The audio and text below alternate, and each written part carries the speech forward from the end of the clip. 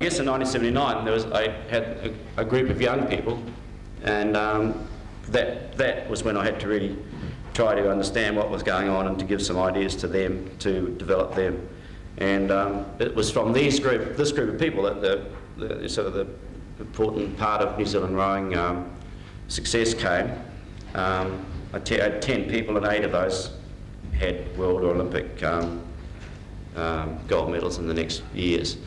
So that was a time where I really started to focus in, and I guess it was a time when I started to realise that I was a bit more interested in rowing coaching than, well, I don't suppose I wouldn't say teaching at that time, but it was starting to change over really probably. As usual, you go through a sort of an experimental phase, and that was in 1981, where did some strange things, had a crew that looked like it was going to do quite well, but in the end didn't. But that was, I say, an experimental phase where trying some strange looking techniques, I suppose. But, and then by 1982, I had a much clearer pattern of what I was trying to do. A lot of this, say, I'd had to basically work in a vacuum up until this point. There were a lot of people to talk to, of course, but didn't really have access to the type of information that we have available now. And also at the end of 1981, Tor Nielsen and Sigmund Storm came to New Zealand, and from that, I think that putting the two things together of the sort of the technical way that I'd managed to get myself into, plus the way they talk about training, that put the two things together, and we started to get some quite good crews at that point. And so I know training's not on the agenda, but I mean training and technique obviously they go hand in hand. You can't just teach people some technical things and think it's going to work out. If they can't do it over a long period of time, then you basically waste their time quite often just teaching people sort of basic things, but not being able to sustain it for any length of any period. So, as I say, from 1982, started to develop a clearer pattern of what was supposed to happen. And I suppose from then on, there hasn't really been a great variation in certainly what my crews look like, or certainly in the way I think about how people should row. But there's certainly been quite a lot of refinement. I'll show you some videos in a moment of people from back a bit. And so this has led to a much clearer picture of what I'm trying to produce. And I think that's really important, that you have to have a picture of what you want. You have to have a sort of a movie running through your head that you want your crews to appear like. And so if you haven't got your own picture, you really aren't going to achieve what's possible. If you just sort of taking a bit from somebody else, some picture here and another picture there and another picture there, you're not going to get what you want. Because certainly I'm not standing here and saying the way that I get people to row is the way to row, because there's so many different ways, we know that. There are certain fundamental premises on which you have to work, but if you've been, well, you've seen throughout England, I'm sure, different ways that people row with the type of success that they have. You see at the World Championships, it's really, you don't have to look too far to identify crews that come from Denmark or that come from Italy, or maybe from Australia, or from, there's a certain pattern that based on the general theme, but there is a pattern that people row from different places. So I think, for me, that's a fundamental idea about rowing, is that you must have your own picture, and you have to paint it if you like. The artist puts up the easel and draws the picture. You have to have yours in your mind, and it has to be there, and then you have to try to get the parts out there in front of you to fit into this pattern that you have in your head. And basically I guess that's how I go about it. When I went to, by the time I decided to stop teaching, which was in 1986, at the end of 1986, I certainly needed this pretty clear picture, because I was going into a country where I didn't have the language option. And my introduction to Swiss rowing was not easy, because I thought I could speak a bit of French, and I certainly couldn't speak any German. And so that became a bit more difficult. So you had then to be able to, through body language and through moving people around and through an interpreter quite often, in the early stages anyway, get people to row in the way you want them to, but without the ability to be able to communicate in the same language with them. But as I said, there's no one right way, but there has to be a right way for you. And but it's also important, I think, as a group, and I'm finding this in New Zealand right now, that if you have to develop also a national way that you want people to row, and people need to fit into that pattern, but of course you can't fit into the pattern unless everybody must have the same sort of idea to go along with it. But unless there is a clear picture, you get people coming to you from all over the place with different ways of rowing, and it doesn't work. I've got the situation in New Zealand at the moment where people are rowing quite differently from one another because there hasn't been sort of a guidance and a direction as to the way people need to row to be, if you like, a New Zealand style. So I'm obviously, and you have to be, a total believer in your way, my way in this case, but I'm certainly not fixed there at that. There's always changes within perhaps a band about this wide. There's changes that go on within there, perhaps expand out a little bit. But you always have to be learning from everyone, not rowing experts, not just rowing experts, but from the rowers themselves, from people you meet in the street, from books you read, and you have to be learning from these things. Otherwise, once you get to the point where you think you know, then it's time to stop. Okay. Yep. Okay. So in the brown, yeah, hanging well off his arms, pretty good leg connection, and getting the hanging point. And this is I think a bit of a fetish on my part, this hanging from the outside arm, because it's certainly something which isn't happening certainly in New Zealand at the moment, and certainly isn't happening in some of the people that I saw rowing in Cambridge on Wednesday. So here's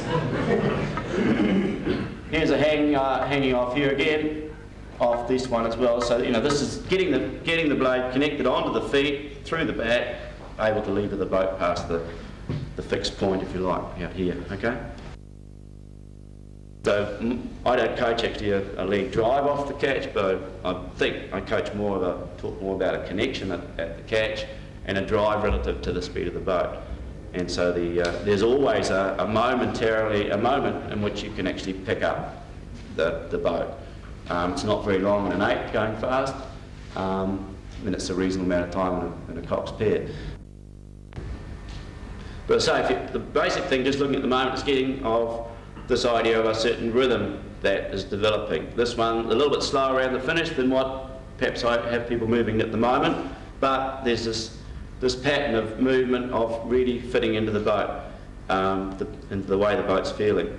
And the other thing is that this tied in with this training thing that people went on doing this for kilometre after kilometre or mile after mile. So they got this pattern stuck into their mind if they didn't already have it. Some people had it very, very obviously, like the guy, we won't worry about the shirts now, but the guy that was rowing in 7 obviously got a very, very set pattern in his head, that same as this guy here, and you can probably pick that out quite well amongst where some people haven't got the same sort of feeling as the others, but that's the overall pattern is that.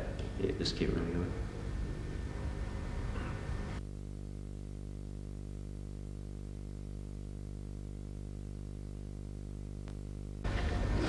Okay, so this is me moving on. This is actually part of the crew 94 crew, not sitting where they were sitting, but this is actually one of the best crews that was in New Zealand, went from New Zealand, and didn't do well at the last, finished 4th at the Olympics, which was really disappointing for everybody, because it certainly was the best and probably the fastest crew that's probably come out of the country. But however, here's some of the idea of this rhythm, of this feeling of the boat glide, and you can sense that from the people, where their concentration is. It's sort of it's sort of outside of the boat in a way. They're just sort of floating within a rhythm that happens to be there, which they've obviously created for themselves. But getting this pattern, this has to come out of the picture that you've got yourself. Just one.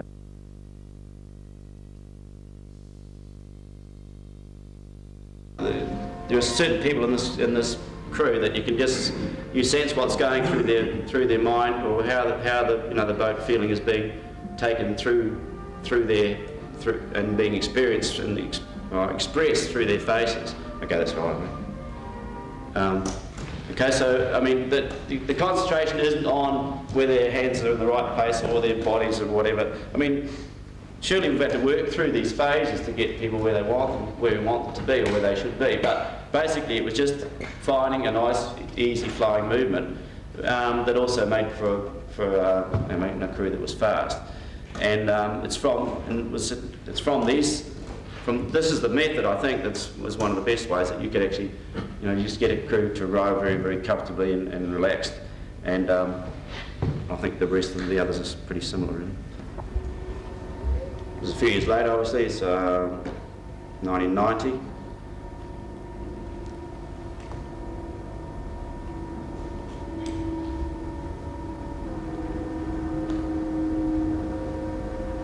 But I think what you're seeing is as I said before, sort of variations on the same theme of people doing same sort of thing, same sort of same sort of concentration. It's not an intense concentration, but it's a concentration on a boat movement, on feeling of the boat speed, of a timing of the boat, and it's all to do with sort of a self-expression, if you like, of a group of people in an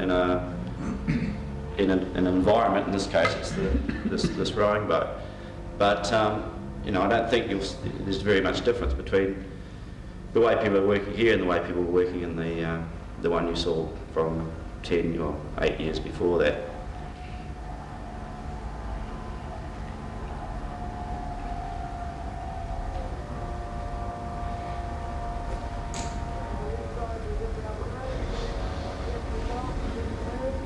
So, just looking at, for me, rowing's the way to look at rowing is in a pretty simple way, and that is to to try to do some basic movements really well, and to keep it as simple as possible. There's really only, for me, there's just the idea of there's the two phases obviously to the stroke, the bit in the water, the bit out, but for me it's just important that you get the right relationship between the one in the water and the one outside, and the one when you're on the slide coming forward again. And so it's maximising the effect in the water and then letting the boat do the rest while you don't disturb it on the recovery. And one of the things that I coach a lot is relaxation. You look at the hand grip, for example, of this guy here, or all of them, you'll find that their hands are very relaxed in their movements. It's the ability to be poised forward on the front of the slide before the blade is entered in the water, which allows this maximum efficiency of being to pick the boat up at the furthest point at which you can reach, but still being balanced on your feet as you do so. So I don't coach actually a leg drive off the catch, but I think I coach talk more about a connection at the catch and a drive relative to the speed of the boat. And so there's always a moment in which you can actually pick up the boat. It's not very long in an 8 going fast. It's a reasonable amount of time in a Cox pair. But there is a point where you don't have to do anything for a split second, except make sure you're properly connected. And if you do it well enough, and you can do it in slow training, slow rates of you can start to build it through, and you can get it into higher rates. I don't think. All you have to make sure of is that if you've got relaxation in your arms, you can then make this connection quite easily, quite simply, just by elevating the forearms a little bit, and it puts the blade in the water. So the whole thing for me is based around, as I say, identifying a rhythm for a crew, allowing the boat to run and being really relaxed so that things can be done quite naturally. But then, of course, once you get the, if you can get the catch right, well, then everything else is probably going to follow. That's what I think anyway, that things will follow naturally on from that. It was just a little bit more on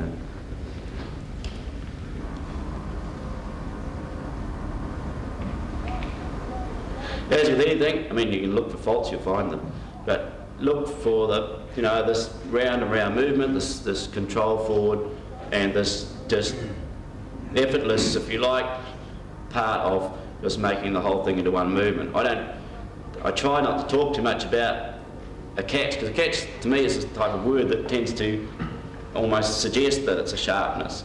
For me, it's just an earliness of keep getting in the water, into the movement of what's been going on. Okay.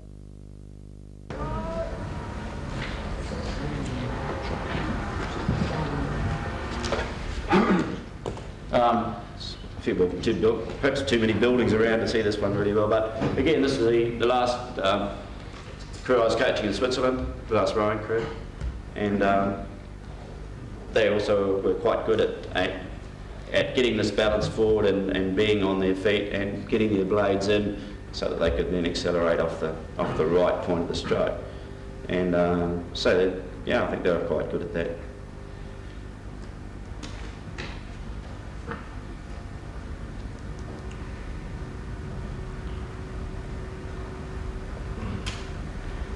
What I've tried to have is that the catch is just as part of the whole movement. It isn't something which is anything different. So for me, it's just part of a whole cycle. It's not something that there is suddenly an accentuation of. It's just a point that you go into as part of a whole natural process. And later, in the second session, I've got some video, just sort of showing you some of the ways in which I try to get people to do that. And just stop on the slide probably. And just on the next one.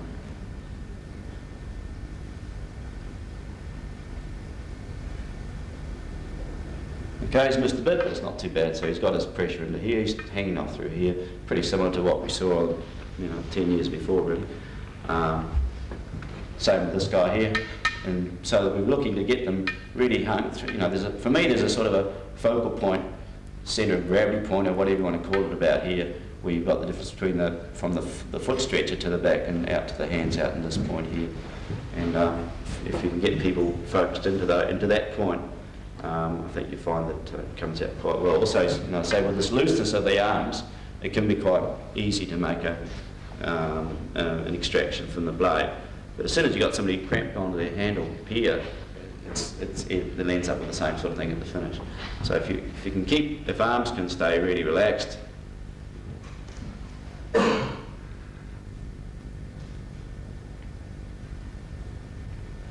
okay, so he's missed it a bit, but at least we can tell from what he's trying to do that what he's aiming to do, and that's I think the key point is that the rower has to have he or she must have this in their mind, must be thinking certain things if they want to bring about this movement. If they're not, if they're going forward and they are trying to row off their shoulders or backs, they're not going to change that until there's that possibility to really think about what they're trying to do. If they don't, they have to unlearn that bit if that's how you want them to row. So they have to have the right idea in their mind when they're coming forward that that's what they're going to do. If they have another idea when they're coming forward, that they're actually going to come forward and then they're going to row like this. For me, I have to change that, but you have to decide what you want to do with yours. But unless they've got the right thought in their mind coming forward to know what they're going to do, they won't do it. They'll do something else. They'll do whatever is in their mind, obviously. So if you see people, and I still, at the moment I've got a lot of people that I'm coaching that don't row the way I want them to, and somehow I'm going to have to try and help them to change their minds about what the rowing stroke's about. Here, it's holding his legs down pretty well. His arms are coming clear of his knees and he's just starting to lift his knees up a little bit. So keep on stretching out ahead of his knees. You can see him developing his pressure in his calves and his muscles here against the foot stretcher who's coming forward. So he's got this ability then to hold himself at that point, put his blade in the water, and have a good connection through his legs and back. And you know, he's developing quite a strong stroke through having this right idea in his head, I think. Okay, so you know he's separating out quite well. He's coming out of here, his blade, getting his hands, keeping them moving. I don't have people move right out till their legs are completely straight. What I'll do is as they're coming out to about here, just let them lift their knees up a little bit, perhaps like this, and that'll transfer the weight onto their feet sooner anyway. And so just as they're coming out of the position here, arms are going out straight over the knees, and just lift the knee a little bit, and that puts the pressure straight down on the feet. And from that point on, you can control the slide forward at whatever speed you want. So that's something that I get people to do that does, especially if you've got people with tight hamstrings and things. Or doesn't really help if they're trying to really hold their legs down for a long time, and it's not going to help them to get over into the position they need to. We just keep that running a little bit.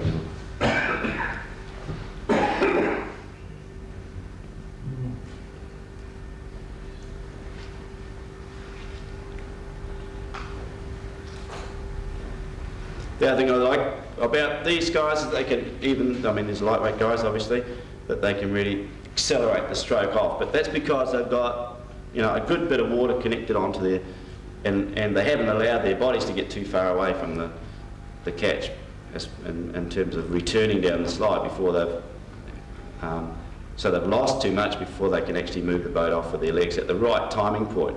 As I say, there's definite timing points for definite boat speeds, for different types of boats and different types of speed that you're trying to go in the boat. And it's trying to get people to recognise when the point is that they have to apply the maximum acceleration. That's the key as to which crews are going to go a bit quicker than others in a technical sense. Obviously there's other aspects that come into things, but in this moment anyway, talking about technical things.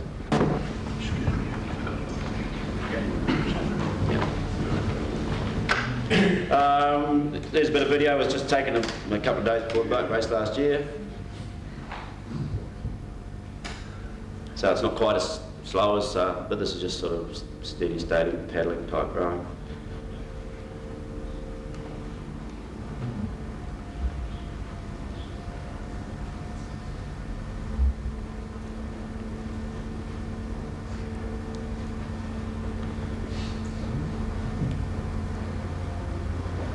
Same sort of thing. It's sort of, there's a different rhythm about it. There's a different recovery time that people are looking for, and there's a definite relaxation that I think is really important. I don't know if you can pick it, but there's one person that hasn't really got the same rhythm as the other people, as far as in his mind, and he's in the 2-seat actually.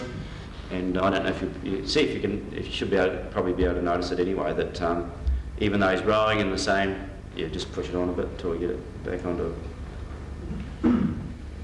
Okay.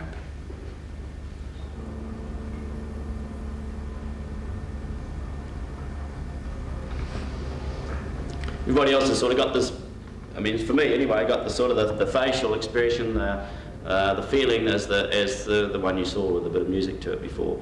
That there is a certain thing that they are identifying with their boat movement, and it's not being forced. It's just something that is coming naturally out of the group and out of the boat speed. Some of the things that I said before, that I think what I'm coaching now is pretty similar to before, but there have been refinements. If we have a look again sometime with the tape of the 1984 guys, there's lots and lots of water coming up shafts and that type of thing, and here blades are really clean. And I think that's something that's really that's improved with in the refining of the technique that I've tried to get people to do.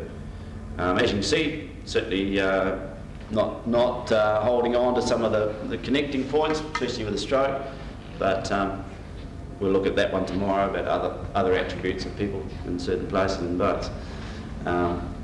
Whereas I think you'll see a lot of them, most of the other people have got pretty good connecting up onto their feet and then pushing the boat away against the resistance. But again, it's this round and round movement that that's important, I think, especially if you've got young crews.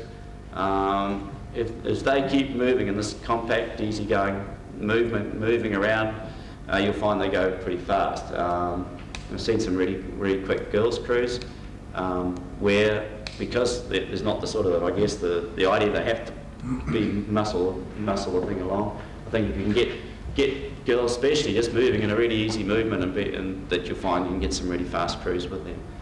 And you know, as you get stronger, well, okay, they'll get faster. But basically, if they, you know, this movement, yeah, maybe you can see here now. Okay, he's a bit cramped, but he's got the idea of, you know, the rhythm of the boat with him, and he hasn't really quite got the rhythm of the boat with him. He's sort of here and he's running there, and then he's in, but it hasn't got the fluidity of some of the others. You know, this guy here is really sort of just tracking the boat down. He knows when the spot is, knows where the timing is, knows the point where he's going to take it. Sort of basically that, isn't it? I mean, using one's weight to move the boat, and okay, some people are not as heavy as others, but you know, if you can attach your body weight to the end of your handle, suspend it between your foot stretcher and your blade, and move that in the most efficient way, that's you know, as fast as you're going to be able to go. The movements must be performed as easily and naturally as possible. I think that's a really important point that I hope is being presented on the videos that I've just shown you. And the other thing, of course, is for us to realise a few roads have got their power in exactly the same way. But what we have to try and do is maximise you know, different body shapes that we have in boats. Not everybody's got the same length of legs, arms and shoulders, back leg. But basically, the first 2 points anyway: use your body weight to move the boat and perform the movements as easy and naturally as possible. I think that these are things that we should take on board. In the same sort of vein.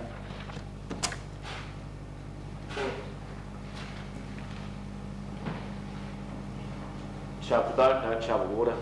You want the boat to move, and I know you can't have the water just not moving, but I mean, if you have in your mind that you want to actually move the boat along and not to move the blade through the water, that's from my point of view. I mean, I know there are other people who think differently, but that's I know all I'm doing is presenting a point of view here. It's not, I'm not saying this is how people should row. Using the solid resistance, lever the boat ahead with accelerating thrust. So again, you know, there's a little article from somebody in here about using finding the post, I think it's called. I've used the same analogy as you probably have as well, just sort of setting might talk more about sort of the little peg in the water and just hooking your blade in behind the peg each time, and then levering yourself against the peg as you go down. So if you can imagine that the river or the lake or whatever's just got a series of little pegs sticking up, and you hook your oar in behind it each time and move your boat away. Lever the boat ahead with an accelerating thrust of the legs and back and arms, and just ensure that the boat holds its water all the way through the drive. And again, that's just by being quite a lot of people that are not very patient about finishing their stroke off. They want to have it really powerful and out as fast as they can. Most of the time I'm telling people just let their blade stay in the water as long as possible. I don't mean to say let it stay in so that it doesn't have any pressure on it, but with as much pressure on as possible for as long as possible in the water. And then once you release it, you've got your maximum amount of boat speed. Following on that one, that's really the same point, I suppose. But based on constant acceleration from the time the blade is correctly buried at the catch right the way through the finishing action. So,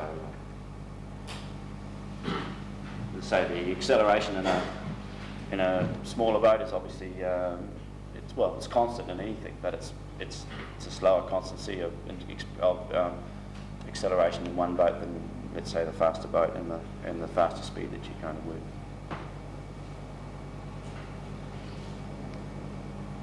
Okay, so from there, just if they, as I said before, when I started to talk about the, and I hope that's come through from the videos that I've just shown you there, the basis for my rowing stroke, the people the way I try to teach people anyway, is the rhythm of the total movement, the rhythm of the timing points. The rhythm is not just on the way forward, but the rhythm is developed through most of the rhythm comes out of the way it's developed through the water.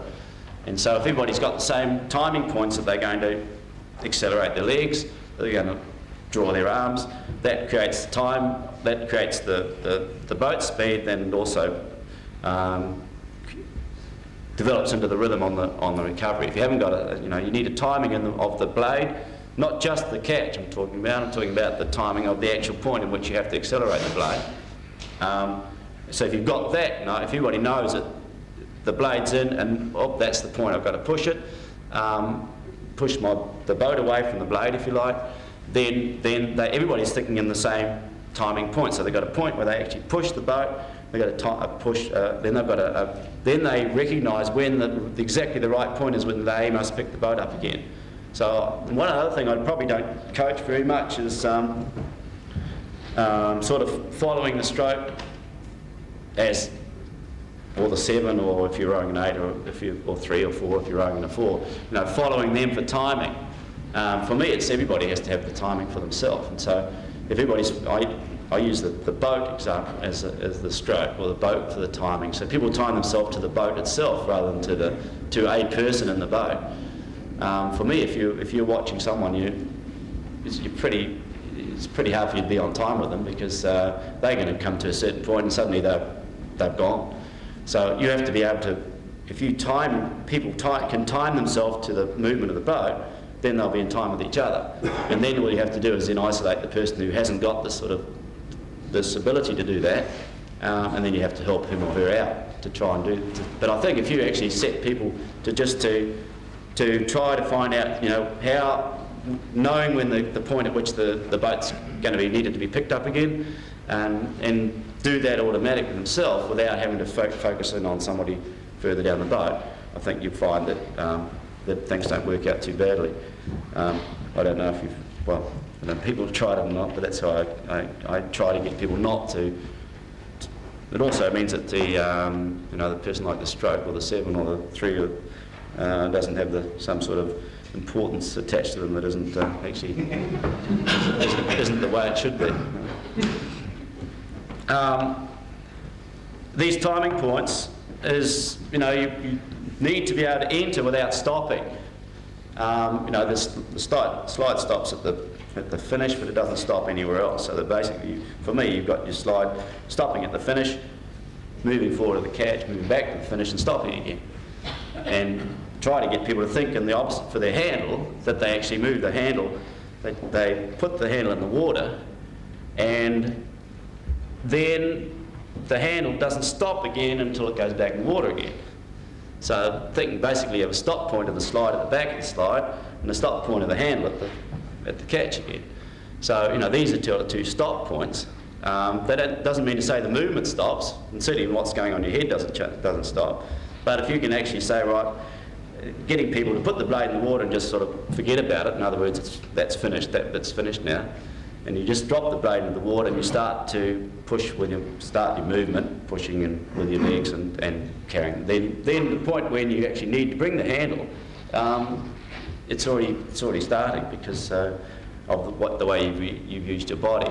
So for me, it's return the hand movement stops with the blade back in the water again, and I think that's something that can also be quite useful as far as getting people to think of an idea through. Entering without stopping, beginning the power phase without stopping, and accelerating the leg drive and the upper body at the right moment.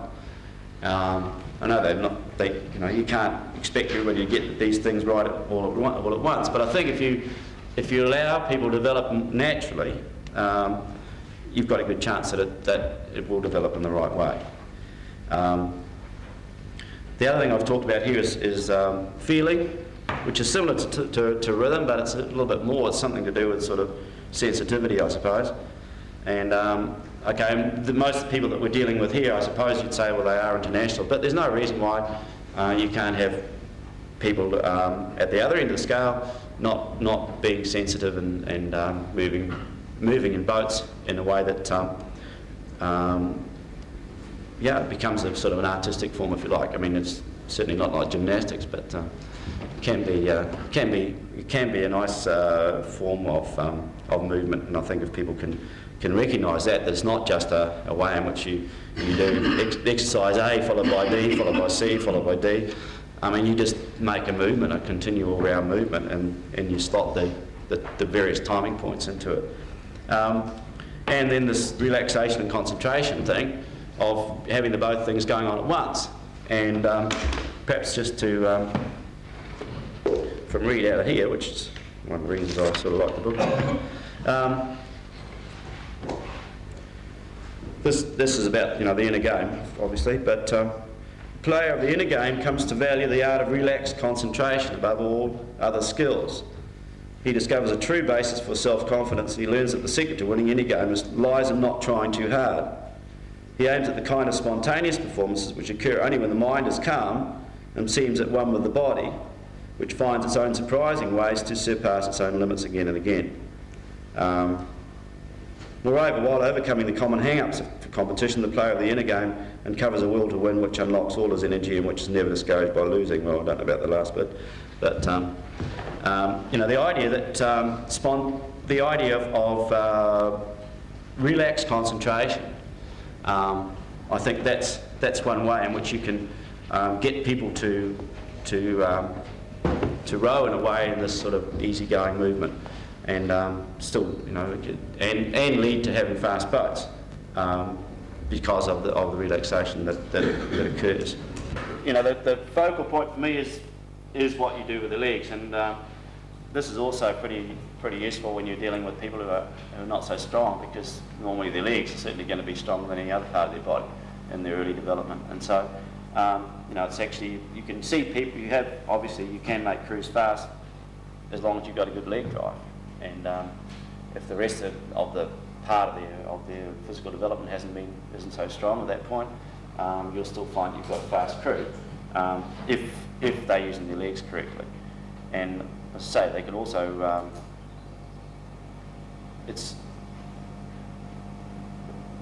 you have to emphasise that, but I mean in relation, as it says, to the acquisition of the overall skill of the movement. But I mean the rowing part has to be, for me, it has to be worked around the leg push. And so it's not, for me, as I said before, it's not a leg drive, it's not an immediate sort of smash up foot stretcher. It's there's a point in which you have a connection before a push, and that point it's pretty short in some cases, but quite long in others. And that's the second point there, that in the early stages, this is in the early stages of the drive, it's more important that legs are applied in the correct way rather than the hardest way. Hardest meaning firmest or sharpest or whatever else word you want to use. And legs then obviously lock into the back, and then you can then have this hanging action that people talk about a lot. These are just some points that I've got on these sheets, and maybe you can just, if you want to have a look at them. Emphasising again at the beginning of the stroke, leading to the good finish. If the beginning is correct, the rest of the stroke follows naturally. I've mentioned that before. Back and legs starting together in terms of how, I mean, it's slightly different movements. And the back is held, the legs are working. So but one is linked into the other, obviously. But for me, it needs to be that the thought is on the legs. The actual sort of focal point of where the pressure comes is into the back. Pretty obvious points, these other ones. The arms starting bending as the handle coming through over the knees. But before that, people have to make sure that they keep the pressure in the handle through to that point. There's no point in just putting the blade in, pushing the legs out, and then okay, oh yeah, I've got to start to bend my arms and the handle comes over my knees. So I have to have the pressure in the hands the whole time. And so for some people that means actually pulling a little bit earlier than what they think.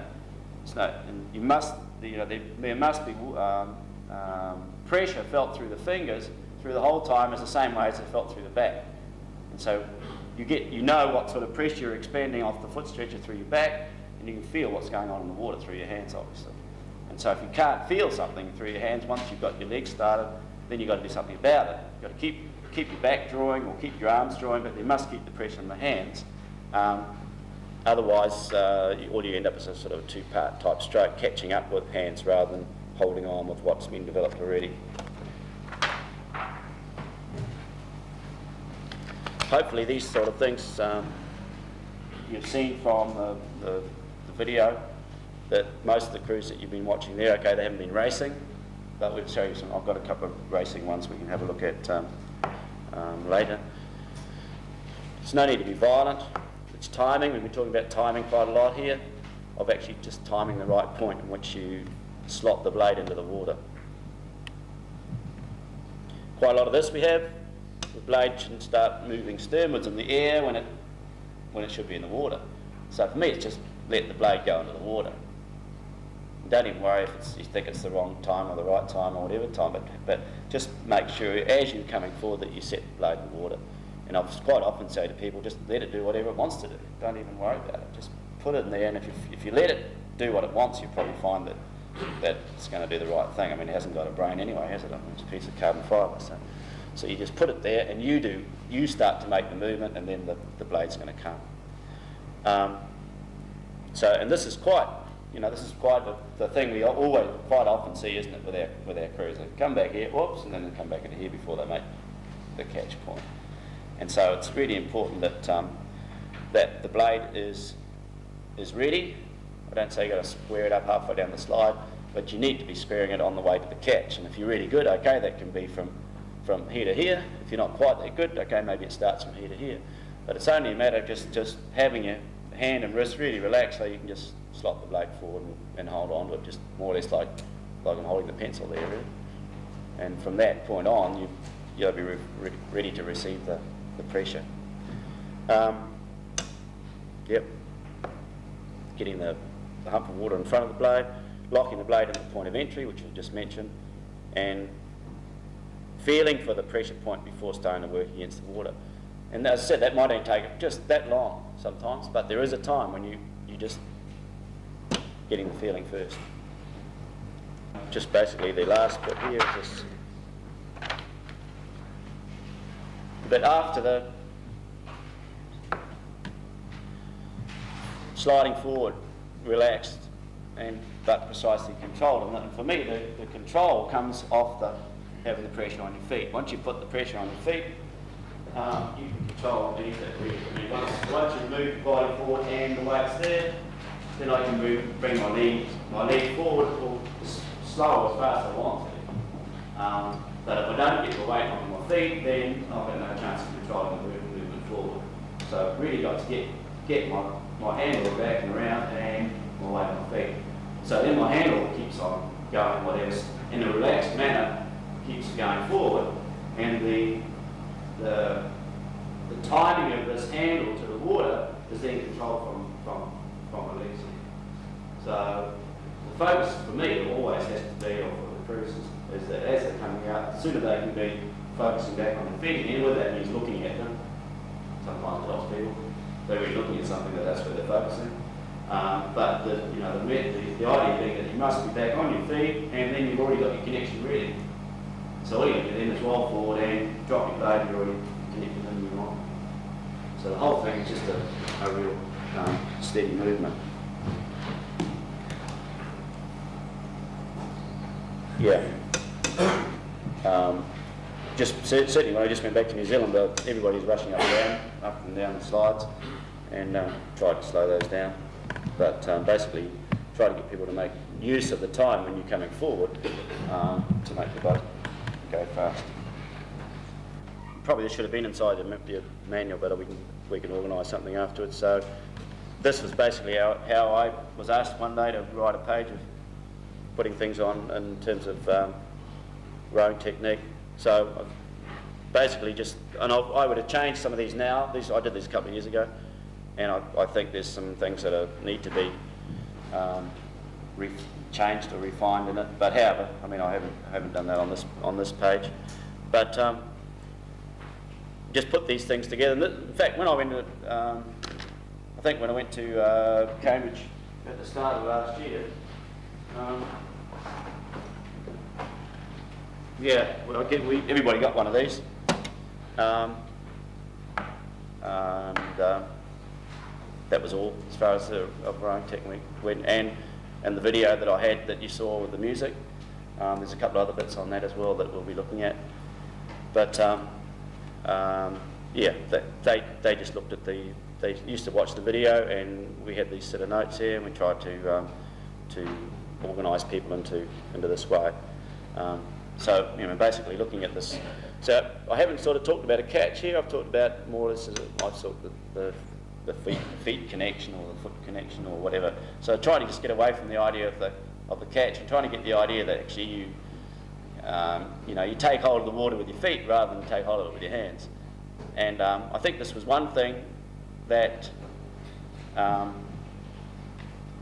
know, for example, Torsten and Peter had quite a lot of trouble with last year, that this was sort of a possibility. And by the end of the time, after about three or 4 months into the time, they started to realise that it was a possibility, and you didn't quite have to shoulder the blade and grab at the water. As you saw in the video, one of them still doing it a little bit, still doing some of the old faults. But what happened was there was a recognition that this was possible, and whereas they didn't think it was a few months before. And so, you know, basically, it's for me there's a point in time, if you like, where you can stop everything. And so, you know, there is a point when if you time things properly with, let's say, two moving forces. I'm not a physicist either, but if you got two moving forces, one with the water and the other one with your own movement. For me, I can sort of rationalise, probably not the right word, but anyway, that there's actually a stop point that you can actually sort of slide into. It's sort of like a moment in time where there's a gap for you to slide into. And I guess Peter would say, well, you know, if I do that, the blade just can get whipped out of my hand. And so I just try to keep on with the idea that, you know, there was with the exactly the right timing, that the moment that you had the blade here and you had pressure there, you created this, if you like, this sort of a stop point in time. But it was only lasted that long, so you had to be in it at that point. But if you could be, then the whole movement just started off naturally from your feet through your body and away again. And so that enabled a lot more emphasis to be made on the body and the arm draw through the latter part or the middle part of the stroke, because it hadn't been used up at the first part, catching hold of the water. It was able to be caught up from the water, from the feet, and then utilised through the second part or the part that needed it with much of the arm and shoulder and back draws as you wanted.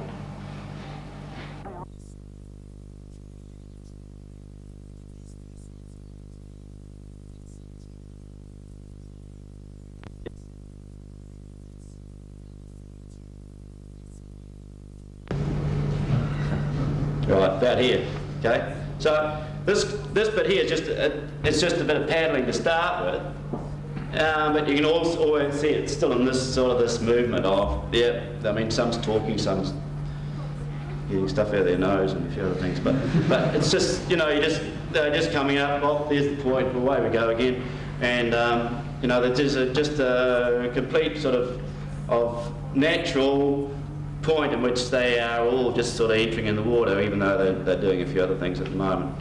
This is the end of a 20-minute piece, so I'll start up another one in a minute or in a moment. But and so then once they start, you know, the whole time the stern's not stopping. It's just this ability just to come on, pick up the boat. I say this is a key area that I'm looking at. Some people maybe watch the bow, but I'm always watching on here to see how well crews are actually getting their timing. And so from this point, shortly they just sort of start to get up and get going again. But all the time they've been paddling, the blade just, or this waiting time, blade just been entering the water in this rhythm. Okay, so they're off, start to move off again.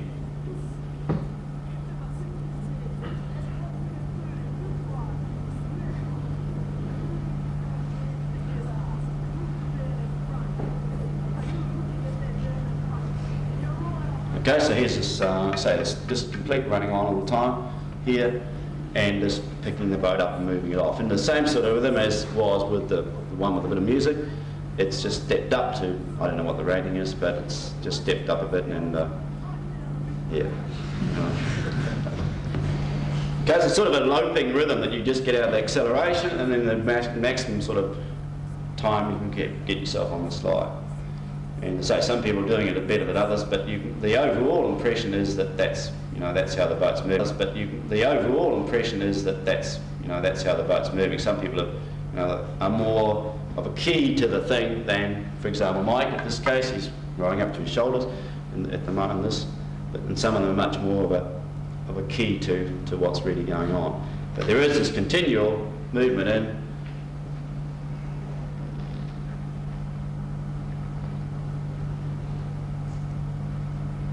Okay, so his leg drive, for example, better than his, and that he's on the boat and he's already kicked off it, and then he hasn't got the last bit of acceleration. But I say this rhythmical relaxation that allows you to just propel the boat along with the timing of the whole crew into a certain movement that's being developed here. I don't think there's anything too much there. That one thing I've written here that, as far as rowing, I've talked about the body weight distributed between the feet and the seat. I think now I'm talking more about just having the body weight on the feet rather than sort of half and half body on the seat and on the feet. I don't know what the weight would be if you measured it, but I'd be looking to have people more with their weight on their feet. But I do get people to bring a little bit of weight so they can balance off each other coming forward. So I looked at a pair example as a big single scull. If you're rowing a single scull, if you took your outside hand off and you put it on the end of the scull here, you did it on the other side, you're not actually just sort of down the middle of the boat. You actually got to get yourself out. So I have people balancing off each other. So down 2, for example, through to 3, 3 to 4. So there's a little bit of weight on the inside of their body and a little bit of inside on the other person. So that then allows for an easier movement out to the side. Rather than stretch down the boat, which can be quite tight, people actually sort of stretch out sideways and look to be out basically over the top of their rigger rather than stretching down the middle of the boat. So there's a bit more naturalness of movement out over to the rigger. But then, of course, once you do that, you've got to make sure that people don't stay down the rigger on the way back again. Because they need to put the blade in the water and then hang to their outside if they're on the stroke side, hang back on the outside, and then the body will come back down the centre of the boat again, basically. Yeah, explanation of that, this point here.